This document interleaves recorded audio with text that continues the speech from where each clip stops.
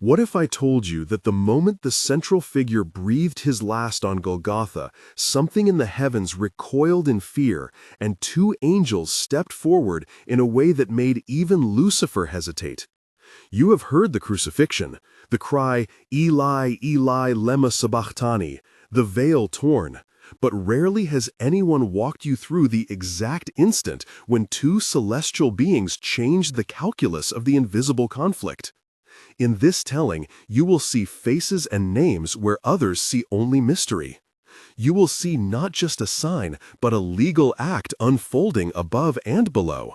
And you will understand why that act still shapes authority in nations and hearts. The scene was raw, full of smell and dust and the metallic breath of soldiers, and it carried with it a decree that shook courts you cannot enter with the eyes. Stay with this account, and when it ends, you will look at crucifixion, redemption, and spiritual authority with new insight, because what I will show is the architecture behind the symbol.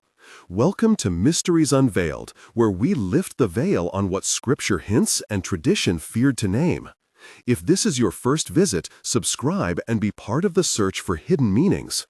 Now, the war over Calvary began. The crowd on Golgotha had texture and voice. Pilate watchers like Anna and Jairus leaned in, coats dusted from the road, tasting bitterness from years of occupation.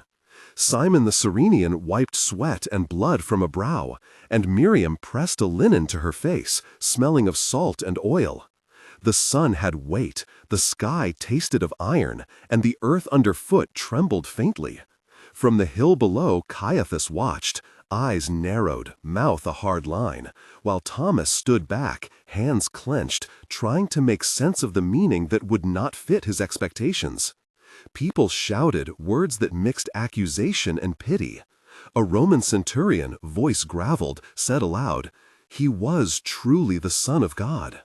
That cry was a human verdict, but something stranger answered. The veil in the temple tore from top to bottom, and a windless sound like a distant choir vibrated in the air.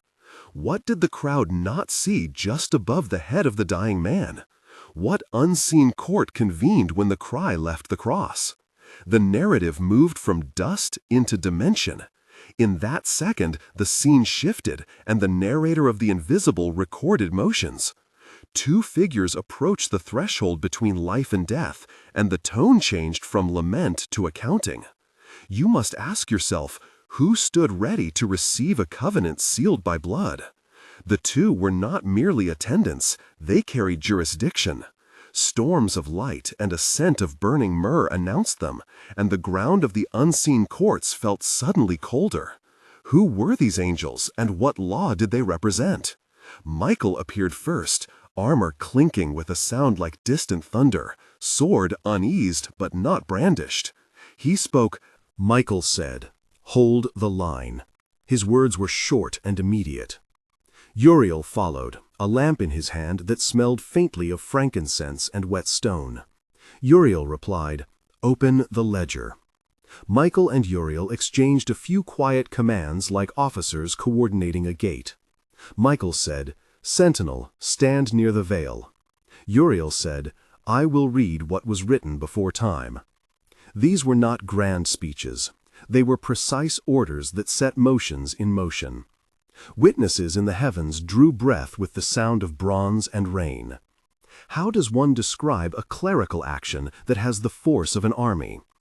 The heavenly senses registered it as light that tasted like hope, sound like a bell of judgment, and pressure like a hand laid on a shuddering world. Below, in smaller human voices, Anna asked aloud, "What does this mean for us?" Jairus answered, "It overturns the ledger." Miriam touched the wound and smelled iron. These human reactions contrasted the methodical efficiency above. Elsewhere, scholars like Lydia and Bartholomew, sitting in the shadow of the city with worn scrolls, compared texts aloud. Lydia said, "Psalm 1 records the cry." Bartholomew muttered, "The prophetic thread runs here."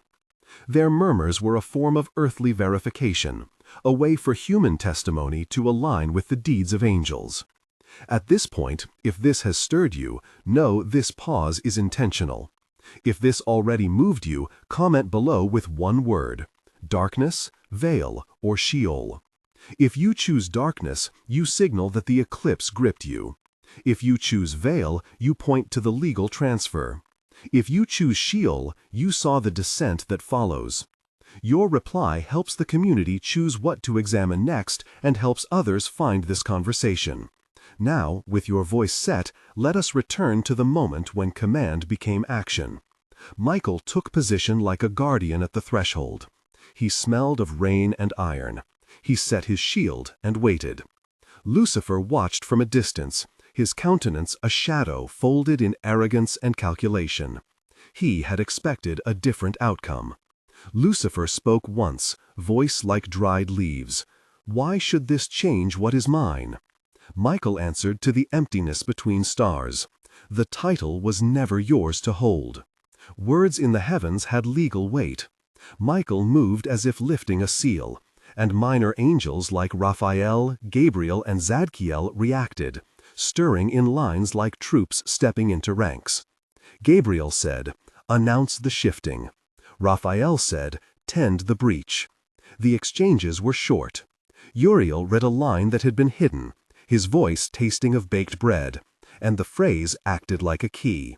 The legal transfer began with a word and a stare. How did the darkness and the word cohere? A command issued from the heart of the drama. Jesus, faint and breathing, had uttered a cry that was both lament and decree. His voice pierced the scene. "I thirst." Then later, "Father, into your hands I commit my spirit," each phrase carrying a weight no ledger ignored. A small troop of shadows in Sheol stirred as if awakened by the cry, and across that gulf the two angels moved with both tenderness and authority.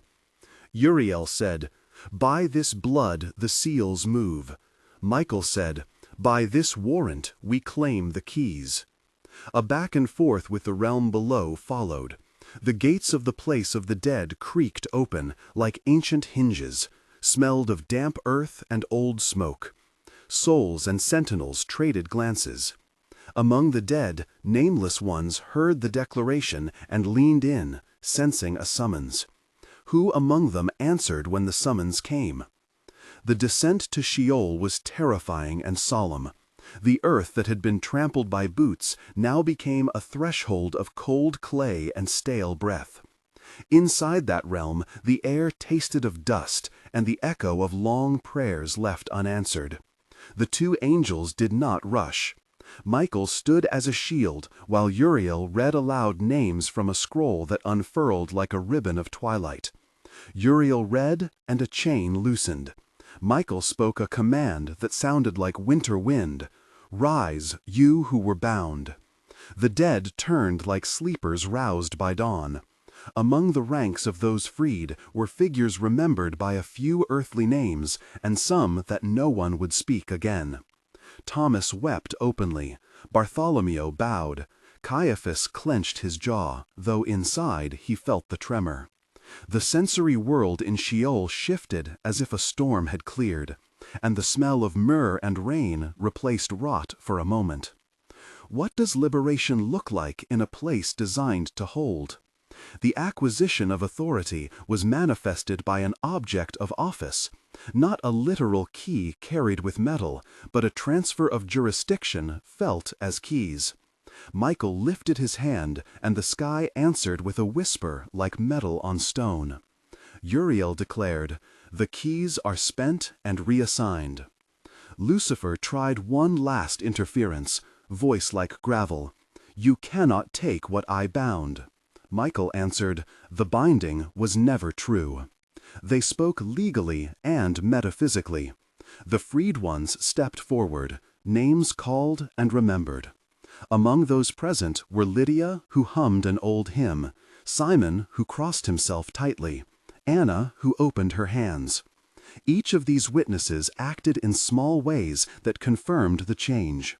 The world felt lighter, as if some great weight had been removed, and the texture of grief became a new soil for hope. How do you hold an invisible victory in a visible body? Afterward, the implications unfolded across time. The decree affected courts and nations, unseen but operative. Scholars whispered about documents and prophets. Fishermen like Peter carried the news in trembling hands to markets and boats. A legal transfer of keys meant not only personal hope, but authority to open doors that had been shut for ages. The epilogue of that day stretched into generations.